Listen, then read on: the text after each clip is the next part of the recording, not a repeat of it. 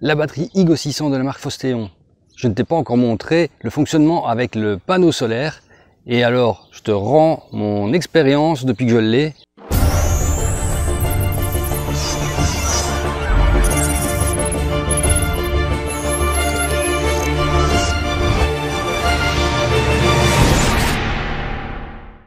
Et oui, la batterie Faustéon Igo 600. Je te mets ici le lien, enfin non, là plutôt ici, de la présentation et de l'explication de la batterie complète. Mais elle est tellement compacte et légère que je l'utilise en camping-car. Comme ça, je gagne du poids par rapport à d'autres batteries qui sont plus lourdes.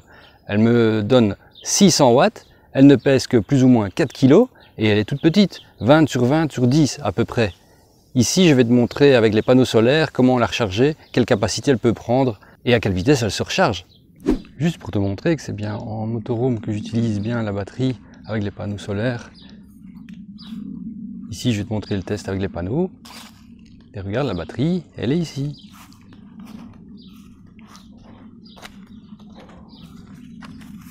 Derrière le panneau. N'oublie pas qu'en description, pour cette batterie, il y a un code promo de 20%. Je ne sais pas si tu t'imagines, mais 20% de réduction. Il est en description.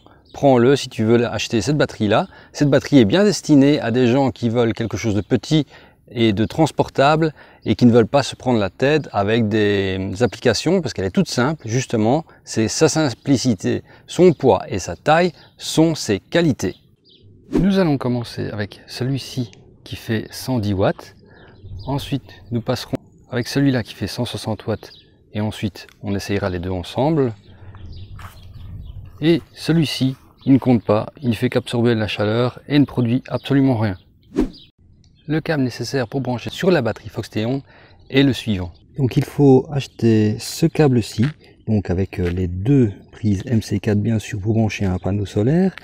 Et cette prise-ci, c'est une prise de 5 mm et demi qui est la même que le chargeur 220 volts fourni avec la batterie. Tu vois, c'est comme ceci, 5 mm et demi. Je te mettrai le lien de l'achat de ce câble sur Amazon afin que tu puisses le commander si jamais tu en as besoin.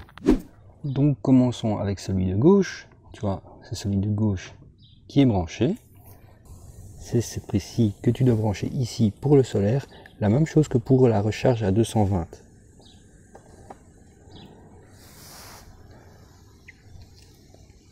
Tu vois qu'il se met en route, il démarre, etc. Et la charge solaire commence. Donc là, il est en train de regarder. Voilà, il y a un nuage qui passe, il met 35 watts. Je l'avais essayé avant, il était monté à 90 de toute façon. Regarde de plus près. Tu vois que là, il estime à ce rythme-là 10 heures pour se recharger évidemment, parce que bon, 38 watts, c'est pas grand-chose. Voilà, tu vois, ça passe à 52, bah, il est passé à 7 heures. Maintenant, nous passons avec celui de droite. Donc, tu vois, ici, ces deux câbles-ci sont celui de droite, bien branchés. Nous allons voir ce que cela donne. Évidemment, si la charge ne dépasse pas un certain wattage, forcément, il va bien fonctionner. Donc, tu vois, tu peux utiliser un panneau un peu plus fort si il fait un petit peu ombragé ou nuageux. Donc on est à 55 watts.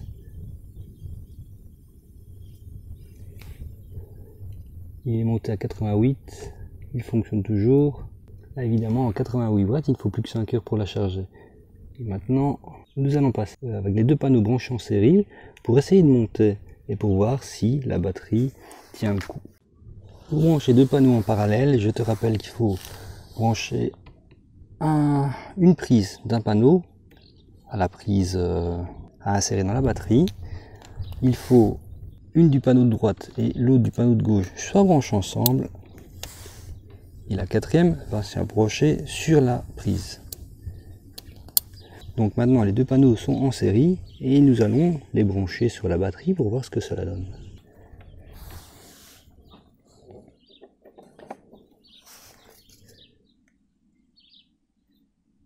Et nous n'avons rien.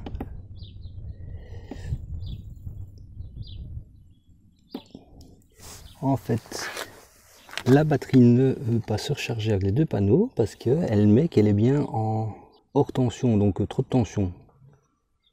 Donc il ne veut pas recharger, il ne fonctionne pas.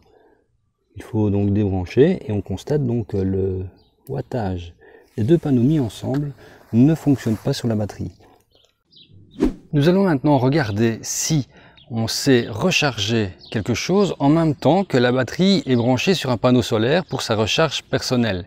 Donc on va voir si cela fonctionne et s'il y a la somme et la soustraction des watts sur l'écran. Donc est-ce que le AC va s'allumer lorsque je vais appuyer sur le bouton? Donc j'appuie 3 secondes sur le bouton AC comme pour activer le convertisseur 220. Oui, il s'est allumé. Je vais prendre le GSM ici, branché sur le 220 pour voir si cela fonctionne.